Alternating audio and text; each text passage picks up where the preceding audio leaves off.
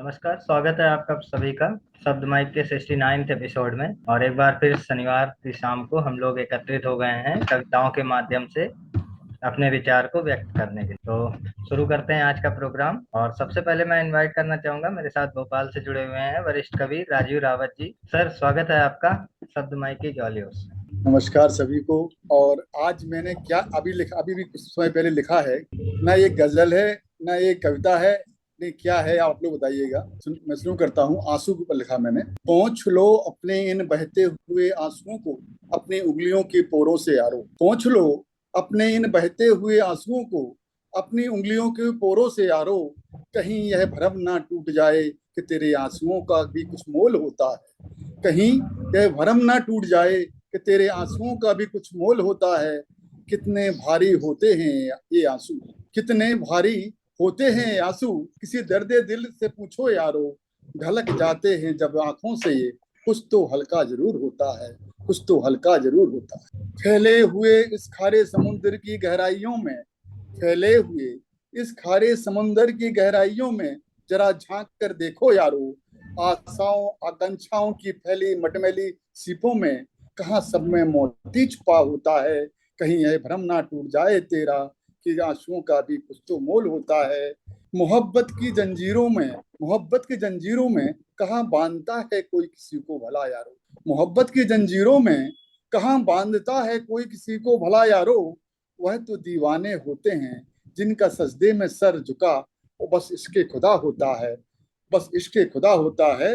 किसी के लिए फूल सा कोमल, किसी के लिए फूल सा कोमल तो किसी के लिए कांटों का ताज है इश्क, इश्क यारो। किसी के लिए फूल सा कोमल तो किसी के लिए कांटों का ताज है इश्क यारो। कौन जाने इस राहे इश्क में, कौन जाने इस राहे इश्क में किसको कब कहाँ क्या हासिल होता है। कहीं यह तेरा भ्रम ना टूट जाए कि तेरे आंसुओं का भी कुछ मोल होता है। इस बेदर्द इसकी हर चाल होती है शतरंज की चालों की तरह अजनबी अजनबी सी यारो। इस बेदर्द इश्क की हर चाल होती है शतरंज की चालों की तरह अजनबी सी यारो। कौन ना जाने किसको कब पैदल हाथी ऊंट वजीर ये राजा बनना नसीब होता है। पहुंच लो अपने बहते हुए आंसुओं को अपनी उंगलियों के पोरों से, कहीं तेरा यह भ्रम ना टूट जाए कि तेरे आंसुओं में कुछ मोल होता है। अब सुनिएगा। चिलमन की ओर से कहते हैं वो जालिम, चिलमन की ओर से कहते हैं वो जालिम, मत मारो पत्थर मेरे महबूब को यार, मत मारो पत्थर मेरे महबूब को यारो। अरे उनसे कौन कहे जो दर्द दिया है तुमने, अरे उनसे कौन कहे जो दर्द दिया है तुमने, वह पत्थरों की चोट में भी कहाँ होता है। कहीं यह तेरा भरम ना टूट जाए कि तेरे आंसुओं का भी कुछ मोल होता है। रोता हुआ वह आसमां भी जब पिघल कर भिगो देता है जमीन को यारो। रोता हुआ वह आसमां भी जब पिघल कर भिगो देता है जमीन को यारो। बारिश में अटखेलियां करते लोगों को, बारिश में अटखेलियां करते लोगों को उसके दर्द का एहसास भी कहाँ होता है। कहीं यह तेरा भ्रम ना टूट जाए। जिस जिस पर गुजरती है वही जानता है दर्द जिंदगी का यारो।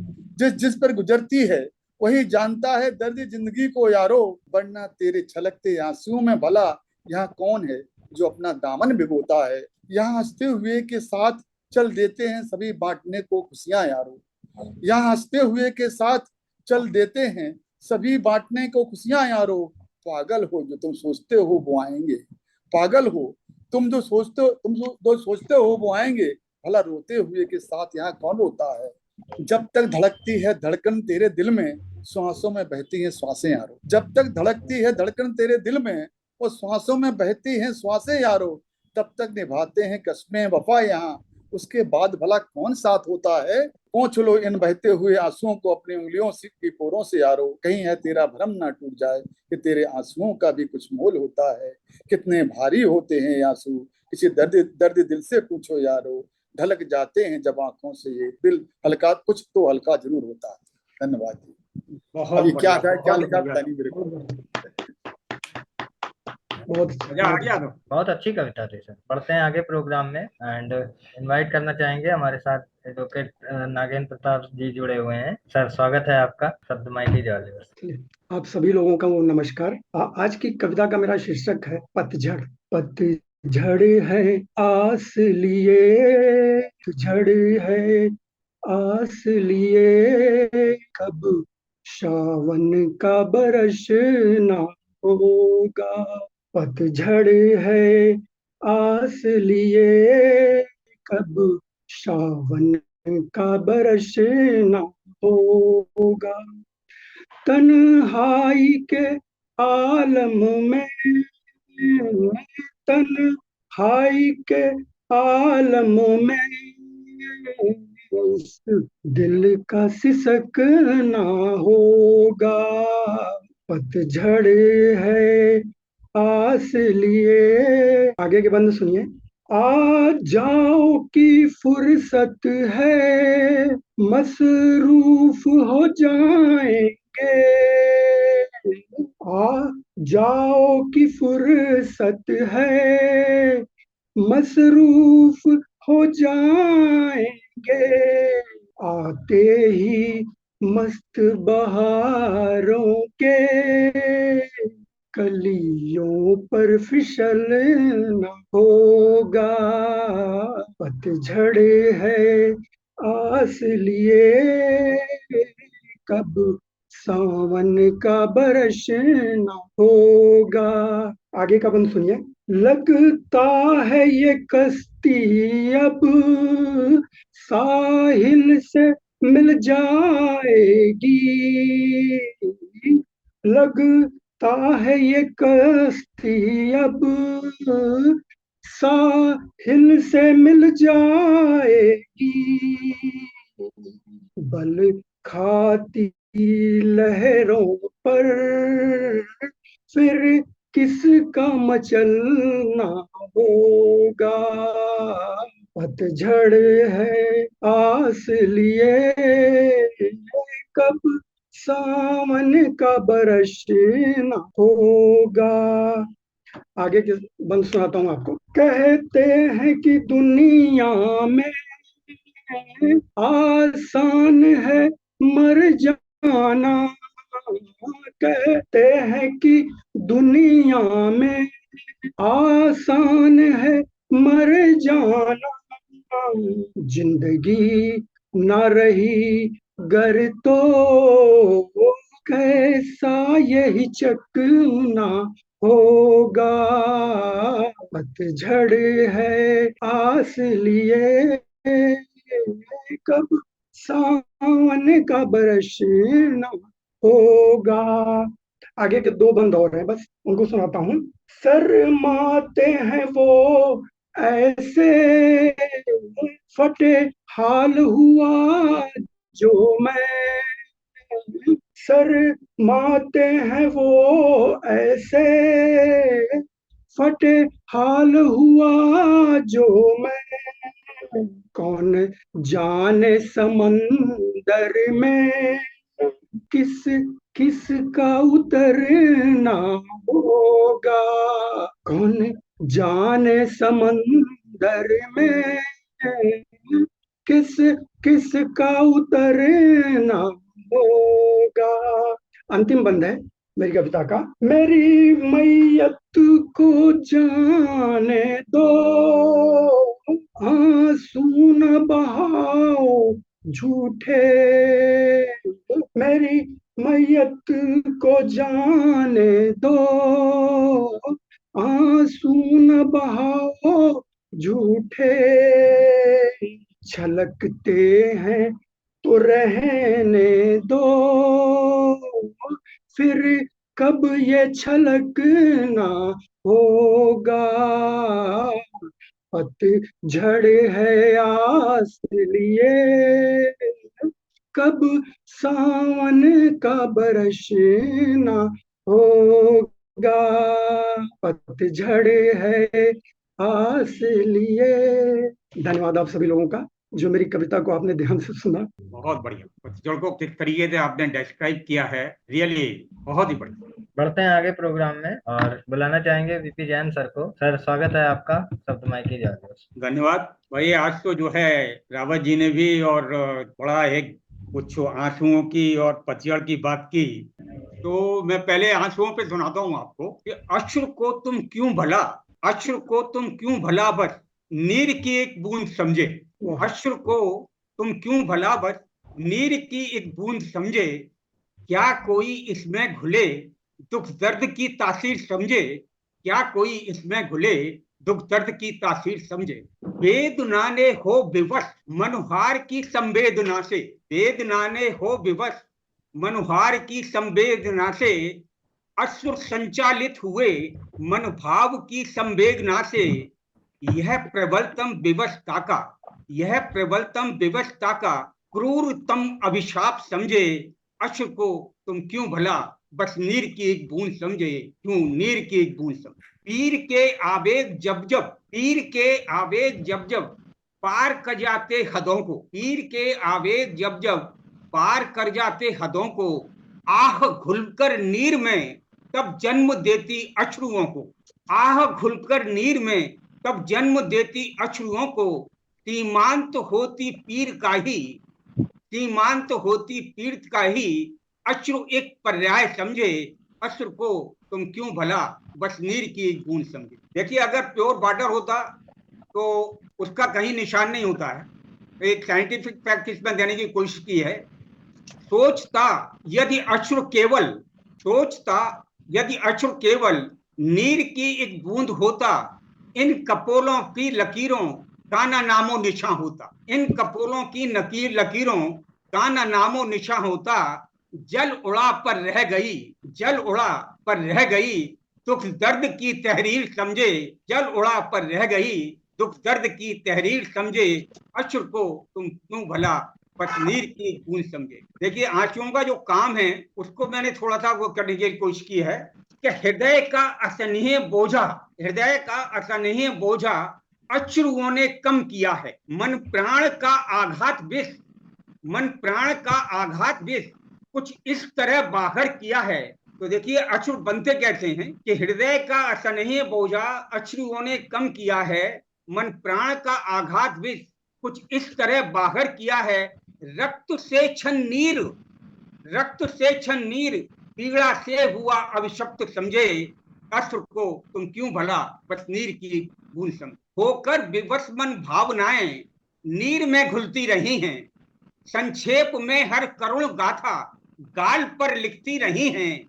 दर्द को लिखने में सक्षम, दर्द को लिखने में सक्षम पीर की यह इंक समझे। अश्रु को तुम क्यों भला बस नीर की एक बूंद समझे। अश्रुलिपि जो गालों पर निशान रह जाते हैं, ये अश्रुलिपि को बांचना शब्द भाषा से परे है। अश्रुलिपि को बांचना शब्द भाषा से परे है, दास भाषा के नहीं है, भाव ही इनमें खड़े हैं। भाव की अभिव्यक्ति करना, भाव की अभिव्यक्ति करना अश्रु का ही कृत्य समझे। अश्रु को तुम क्यों भला बस नीर की बूंद समझे। आवेग का आधिक्य लेकर, आवेग का आधिक्य लेकर चक्षु से गिरते रहे हैं। हर भावना के संध को, हर भावना के सिंध को संतुलित करते रहे हैं। यह तुम्हारी जिंदगी का मात्र एक उपहार समझे। अश्रु को तुम क्यों भला बस नीर की एक बूंद समझे। इसमें दो तीन और हैं जरा कि छत बिछत काया से अश्रु का किस तरीके से बनना होता है कि छत बिछत काया से रिश्ता रक्त कहलाता वही है। छत बिछत काया से रिश्ता रक्त कहलाता वही है। आत्मा का खून जो हो, आत्मा का खून जो हो अश्रु बन पाता वही है। काय से ज्यादा भयानक, काय से ज्यादा भयानक आत्मा आघात समझे। अश्रु को तुम क्यों भला बस नीर की एक बूंद समझे। अन्याय जब इस धरा पर बेवजह बढ़ता रहा, अन्याय जब जब इस धरा पर बेवजह बढ़ता रहा है, विद्रोह तांडव नृत्य मन में अदृश्य ही चलता रहा है।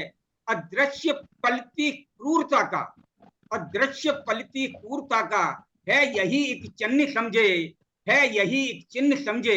अश्रु को तुम क्यों भला तो दर्द की नीर की बूंद समझे। अंत में कि कभी कभी खुशियों के क्षण में भी आंसू आ जाते हैं, तो उसको लिया है कि अश्रु तो देखो अधिकतर, अश्रु तो देखो अधिकतर दुख दर्द की पहचान बनते। अश्रु तो देखो अधिकतर दुख दर्द की पहचान बनते, पर कभी खुशियों के क्षण भी आंसुओं को स्वयं जनते।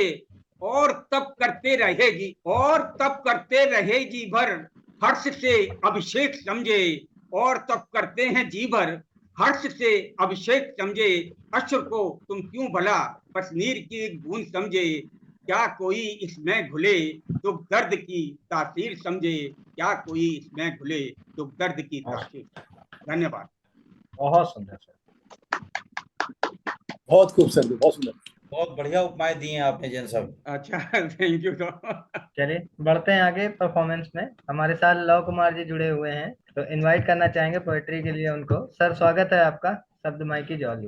देश की कोयला राजधानी से मैं लव कुमार आप सभी को प्रणाम करता हूं। आज जो हिंदू नव वर्ष है, इसको लेकर के मैंने कुछ पंक्तियां लिखी हैं, आप सभी के सामने रखता हूं। शीर्षक रखा है मैंने, आइए नूतन वर्ष। आइए नूतन वर्ष फिर आपको हर्षित देश बुलाता है।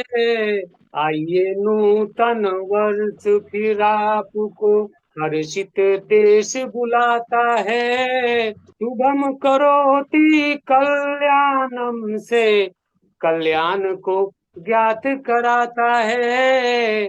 आइए नूतन वर्ष फिर आपको जन सेवा को ही अपना सात्विक धर्म बताता है।